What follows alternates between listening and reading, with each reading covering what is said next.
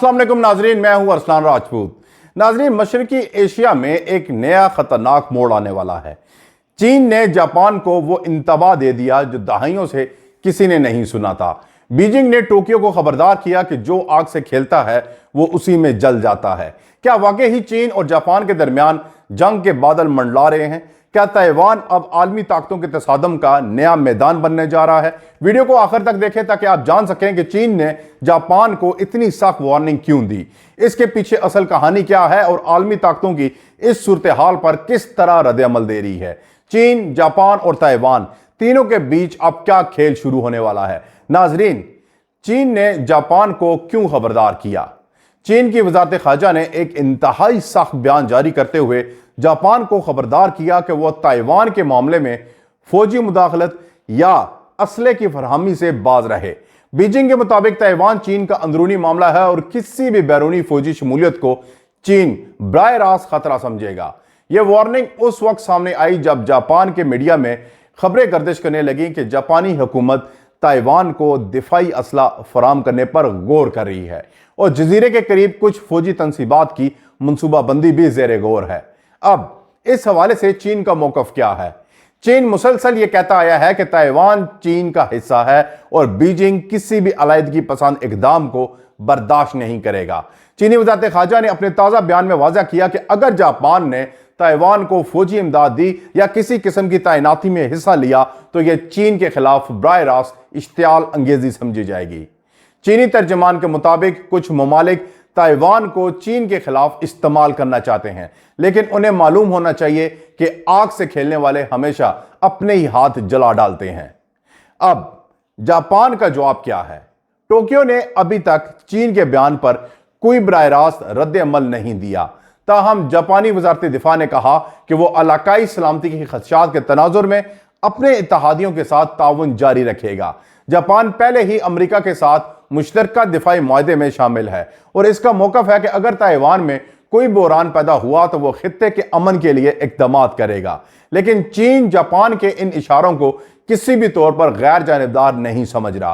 Beijing के नज़दीक Japan का यह रवैया माजी के जख्मों को फिर से भर रहा है, क्योंकि दूसरी जंग अजीम के दौरान जापान का किरदार अभी तक चीन के जहन से नहीं गया।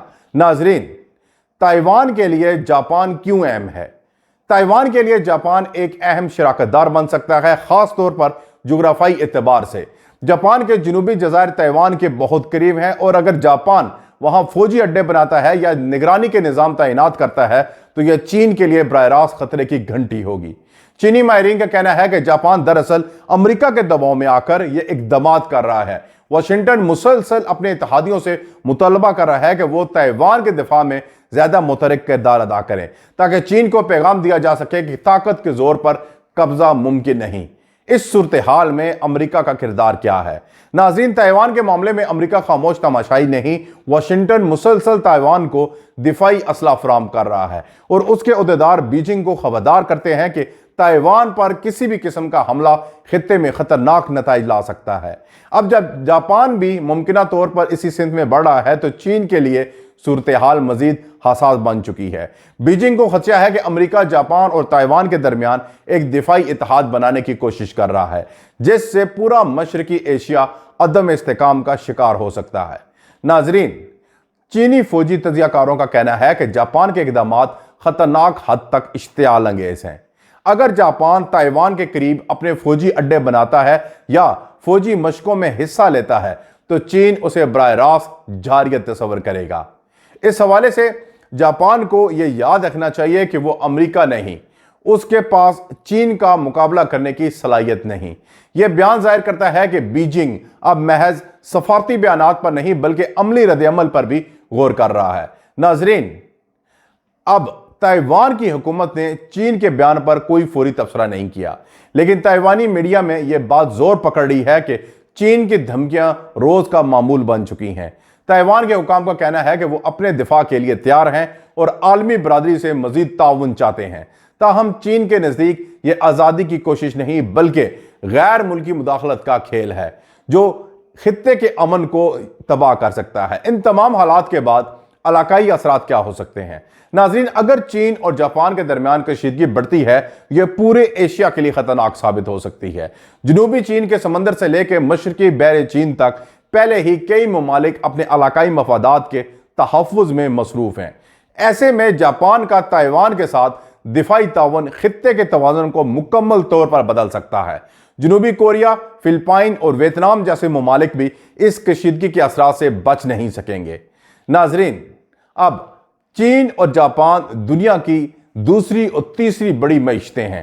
اگر ان دونوں کے تعلقات مزید بگڑ گئے تو یہ نہ صرف ایشیائی منڈی بلکہ عالمی معیشت پر بھی اس کے سنگین اثرات ہوں گے۔ سرمایہ کار پہلے ہی مشرقی ایشیا کی غیر یقینی صورتحال سے پریشان ہیں۔ ناظرین، اگر تائیوان کے قریب کوئی فوجی تصادم ہوتا ہے تو عالمی سپلائی چین، خاص طور پر سیمی کنڈکٹرز کی پیداوار بری طرح متاثر ہو سکتی ہے۔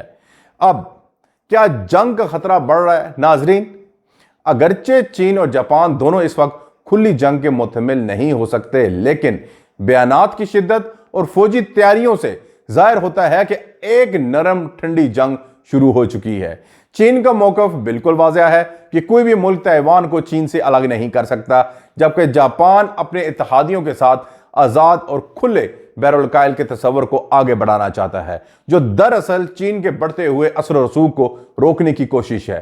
یہ دو متضاد نظریے اب آمنے سامنے ہیں اور خطرہ یہ ہے کہ کسی ایک غلط قدم سے یہ سفارتی تنازع عسکری تصادم میں بدل سکتا ہے۔ ناظرین، چین کا آخری پیغام کیا ہے؟ بیجنگ نے اپنے بیان کے اختتام پر ایک جملہ دہرایا جس نے عالمی میڈیا میں ہلچل مچا دی: جو آگ سے کھیلتا ہے وہ اسی میں جل جاتا ہے۔ یہ نہ صرف جاپان بلکہ تمام مغربی اتحادیوں کے لیے ایک واضح انتباہ ہے کہ چین اپنی سرحدوں اور خود مختاری پر کسی سمجھوتے کے لیے تیار نہیں۔ اب تمام نظریں جاپان اور تائیوان کی آئندہ دفاعی پالیسیوں پر ہیں۔ اگر جاپان واقعی تائیوان کو عسکری امداد فراہم کرتا ہے یا وہاں کوئی اسٹریٹجک اڈا قائم کرتا ہے تو چین کے رد عمل کا اندازہ لگانا مشکل نہیں ہوگا۔ دنیا دیکھ رہی ہے، مشرقی ایشیا کا امن ایک بار پھر تلوار کی دھار پر آ چکا ہے۔ ناظرین، اگر آپ جاننا چاہتے ہیں کہ چین، جاپان اور تائیوان کے درمیان اگلا بڑا قدم کیا ہو سکتا ہے اور عالمی طاقتیں اس نئی کشیدگی سے کیسے نپٹیں گی، تو چینل کو سبسکرائب کریں، ویڈیو کو لائک کرنا مت بھولیں۔ اگلی ویڈیو میں ایک نئے عالمی موڑ کے ساتھ حاضر ہوں گا، تب تک کے لیے اللہ حافظ۔